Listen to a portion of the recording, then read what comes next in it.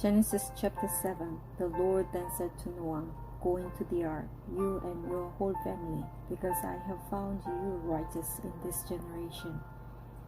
Take with you 7 pairs of every kind of clean animal, a male and its mate, and 1 pair of every kind of unclean animal, a male and its mate, and also 7 pairs of every kind of bird, male and female, to keep their various kinds alive throughout the earth.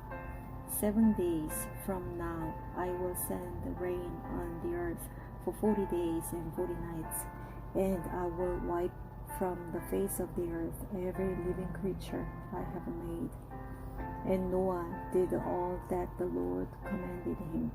Noah was 600 years old when the flood waters came on the earth. And Noah and his sons and his wife and his sons' wives entered the ark to escape the waters of the flood. Pairs of clean and unclean animals, of birds and of all creatures that move along the ground, male and female, came to Noah and entered the ark, as God had commanded Noah. And after the 7 days the flood waters came on the earth.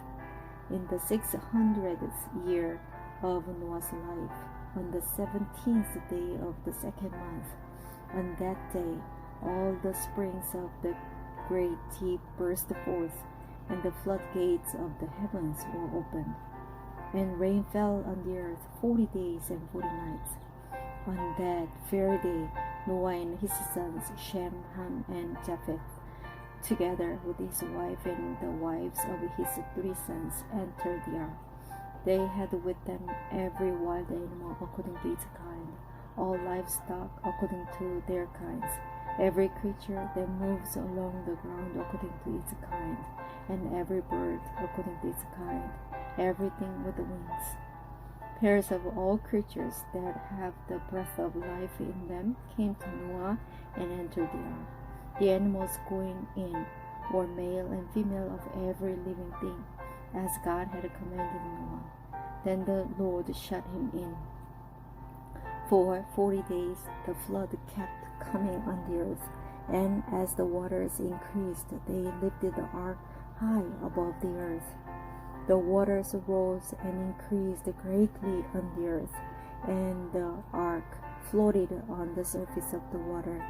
They rose greatly on the earth, and all the high mountains under the entire heavens were covered. The waters rose and covered the mountains to a depth of more than 15 cubits. Every living thing that moved on land perished, birds, livestock, wild animals, all the creatures that swarmed over the earth, and all mankind.